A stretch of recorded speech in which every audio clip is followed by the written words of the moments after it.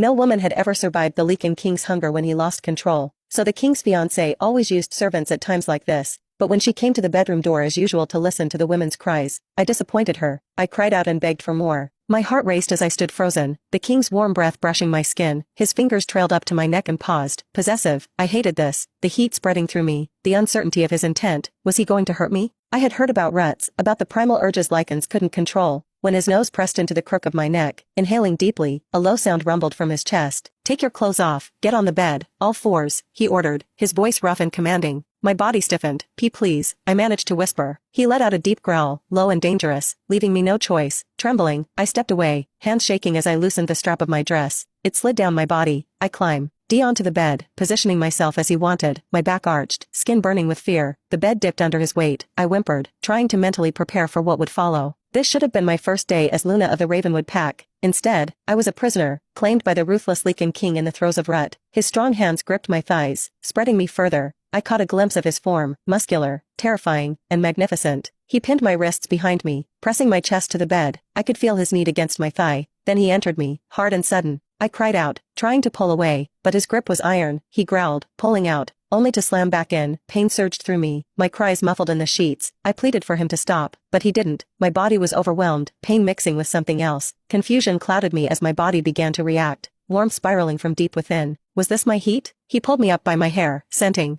me again. His grip moved to my neck as he continued. My body trembled, unsure whether to scream or surrender. Slowly, I lost count of time. His intense rhythm didn't falter. Eventually, he stilled, releasing inside me. I was soaked in sweat and his scent. My body quivered, oddly craving more. Somehow, my heat had been triggered by his rut. I should have been terrified, but all I could think about was him. I wanted more, wanted him deeper, harder. He gave me exactly that. My body shook with conflicting sensations. His growls filled the air as he continued. His hand gripped my throat, not cruelly, but enough to hold me in place. I climaxed again. I didn't even know how many times it had happened. Exhaustion clouded me. Please, I can't, I whispered, tears soaking the sheets. He stilled, then, to my surprise, he pulled out. I barely registered his body curling around mine. His warmth surrounded me, his arm resting over me protectively. His purr vibrated through my back. Despite every sleep took me. When I awoke, my heat returned with a vengeance. I turned, finding him asleep beside me. His arm was still around me. For the first time, I saw his face, chiseled, beautiful, otherworldly. A crack ran down one cheek, glowing faintly gold. I reached out, gently brushing his hair aside. His lashes were long, lips full, jaw sharp. My breath caught. How could someone so terrifying be so breathtaking? Then his eyes snapped open, golden red, intense. Without warning, he grabbed me, flipped me over, and resumed what he'd started. My heart plummeted. He was still in Rut. I had forgotten what he was. His movements were fierce, his growls animalistic. My cries echoed off the walls.